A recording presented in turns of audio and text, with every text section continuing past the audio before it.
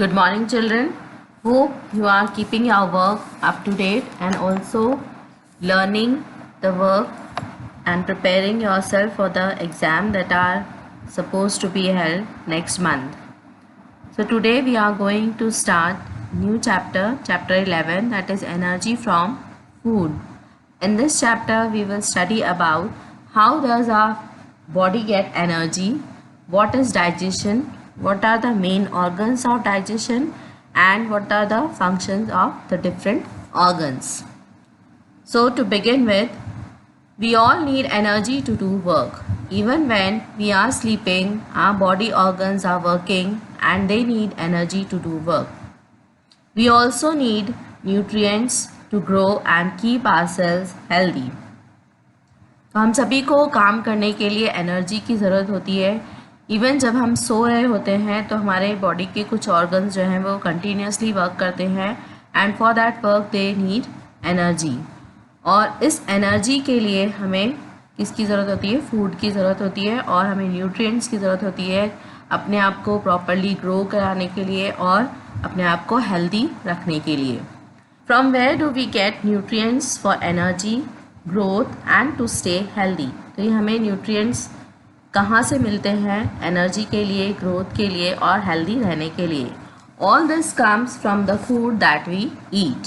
तो ये सारी चीज़ें हमें, ये सारे न्यूट्रिएंट्स हमें जो खाना हम खाते हैं, जो फूड हम लेते हैं उसी से मिलती है. The food that we eat is made of complex substances. It needs to be broken down into simpler substances inside our body. This process of breaking down of food into simpler substances is known as digestion.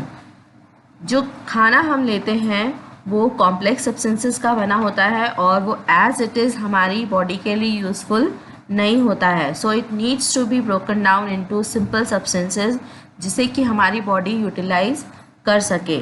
And the process of breaking down of this complex substances into simpler substances is called digestion. ये पूरी process जिसमें कि ये complex food simple substances में break up होता है, इस पूरी प्रोसेस को हम डाइजेशन कहते हैं.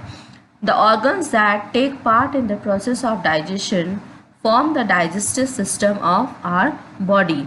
और इस पूरी प्रोसेस को कंप्लीट करने के लिए हमारी बॉडी के जितने भी ऑर्गन्स पार्टिसिपेट करते हों, all those organs form the digestive system of our body. The organs involved in the process of digestion is shown in the diagram. So here you can see in the diagram what all different organs are participating in the digestion and they are forming the digestive system of our body. So here you can see the different organs. It's beginning with mouth, then esophagus, liver, stomach, pancreas, gallbladder, large intestine, small intestine, rectum and anus. Now we will start learning about the digestive system.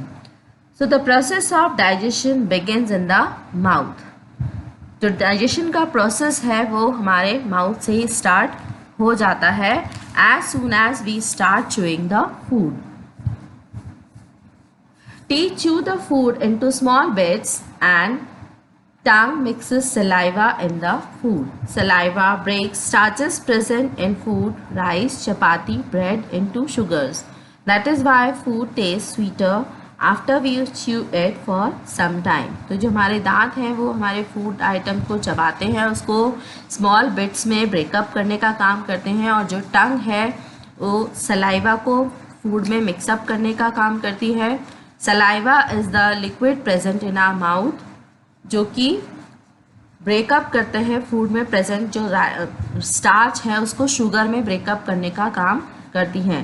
That is why जब हम rice या चपाती या bread को थोड़े समय के लिए चबाते हैं तो थोड़े समय बाद उसका जो टेस्ट है वो स्वीट टेस्ट लगता है, because the starch is broken down into the sugar with the help of saliva. Small and soft balls of food move into the esophagus or the food pipe.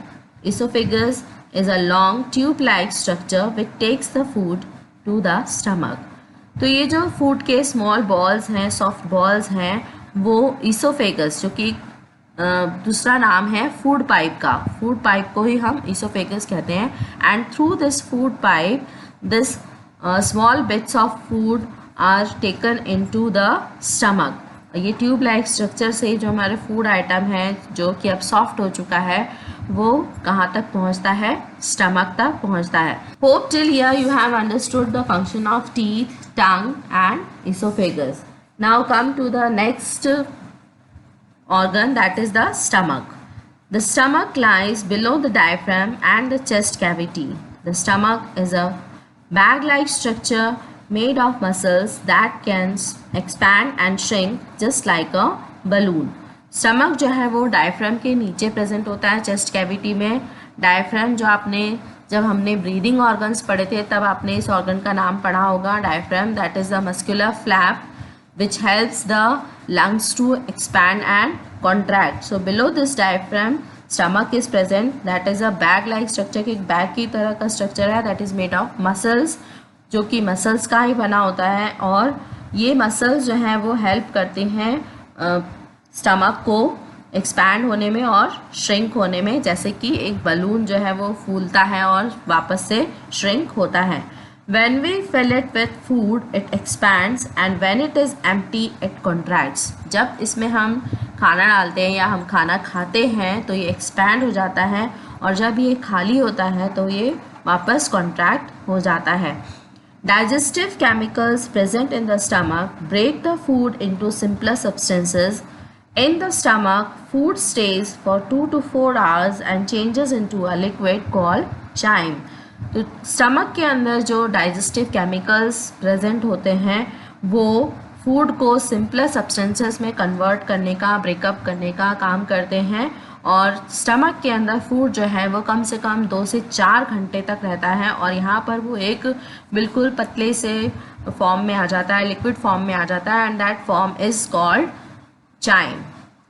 So today we studied what is digestion, what are the different functions of mouth, esophagus and stomach. The remaining parts and about their function we will study in the next video. Please go through the diagram of the digestive system and practice it. Thank you.